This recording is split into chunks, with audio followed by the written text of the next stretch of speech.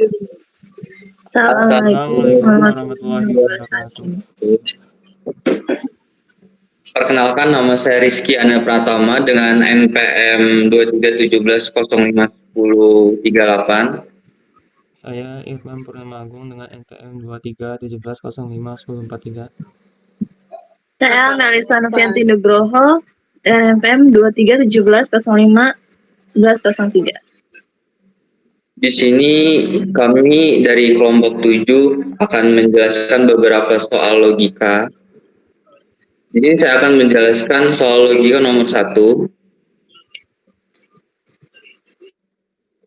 Pertanyaan itu, semua mahasiswa yang memiliki komputer merupakan mahasiswa ilmu komputer.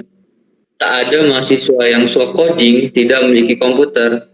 Jadi, semua mahasiswa yang suka coding merupakan mahasiswa ilmu komputer.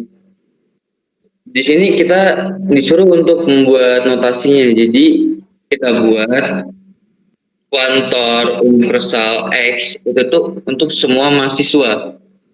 Jadi X-nya itu tuh mahasiswa. Terus buat MX-nya itu tuh mahasiswa yang memiliki komputer. Sedangkan buat KX-nya itu tuh mahasiswa ilmu komputer. Terus untuk mahasiswa yang suka coding itu tuh kita bisa menjadi CX.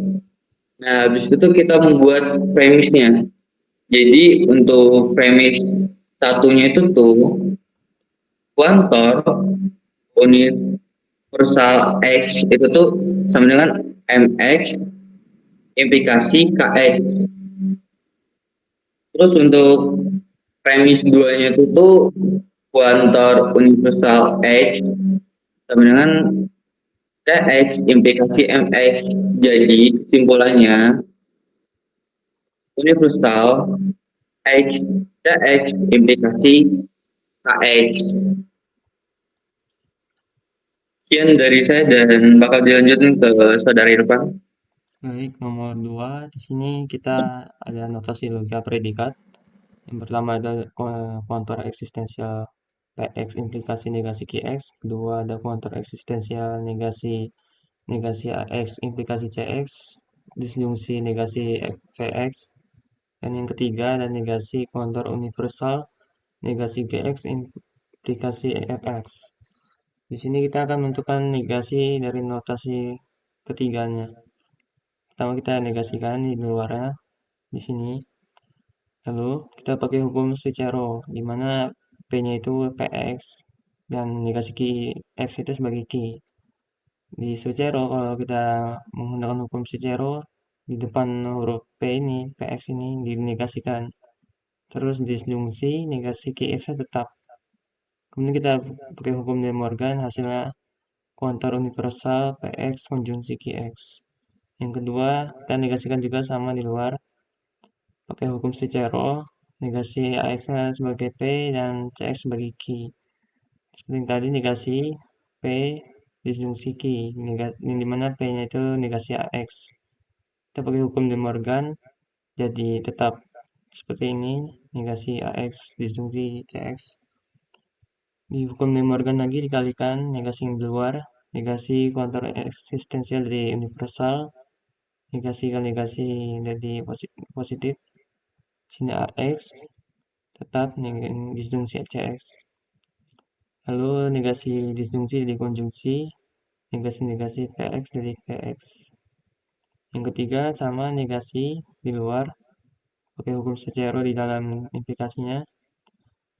Ya negasi P-nya sebagai negasi P-nya itu negasi GX, jadilah GX disjungsi FX.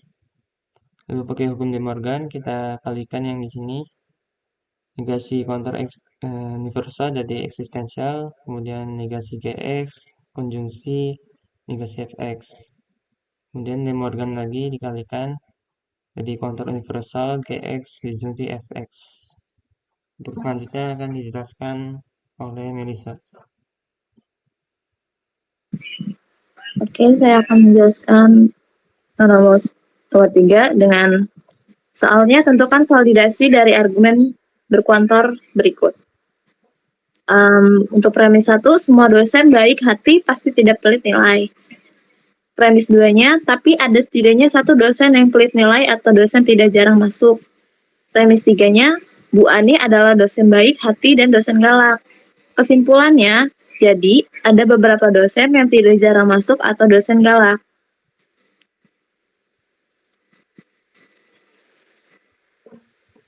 Notasinya, BX kita notasikan dari dosen baik hati. Dosen pelit nilai itu kita notasikan PX. Dosen jarang masuk kita notasikan sebagai JX.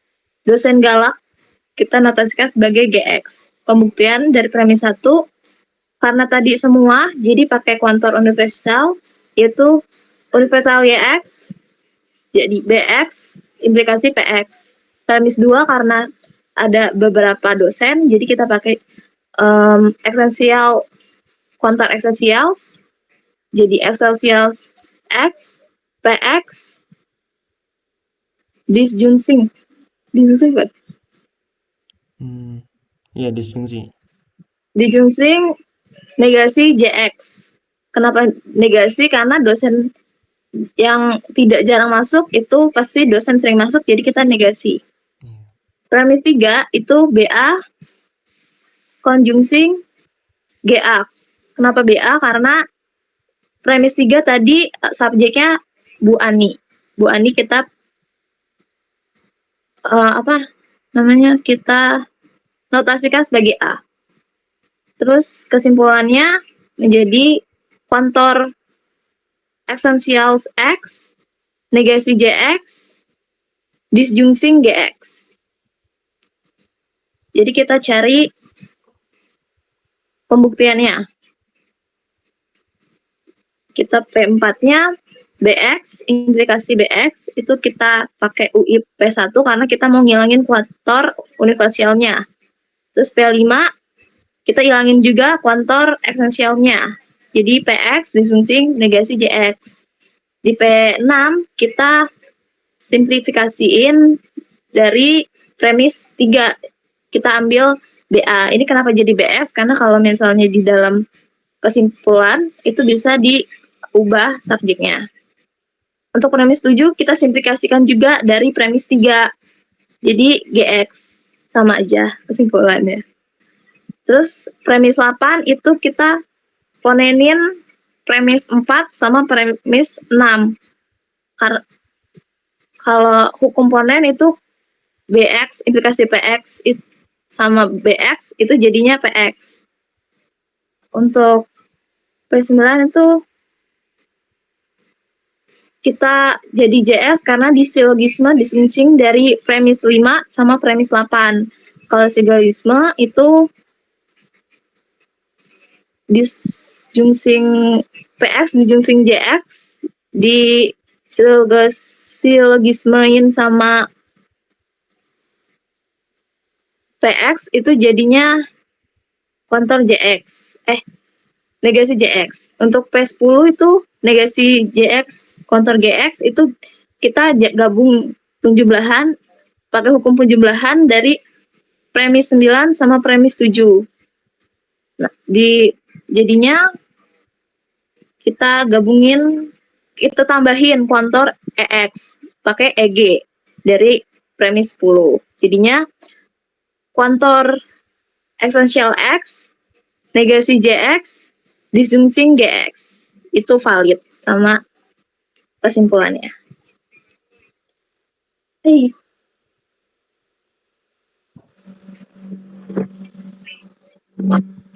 Baik, mungkin itu saja yang bisa kami sampaikan. Sekian presentasi dari kami. Bu Dina membawa bonsai, lalu duduk memakan stroberi. Semua telah usai, saatnya kami undur diri. Wassalamualaikum warahmatullahi warahmatullahi wabarakatuh. wabarakatuh.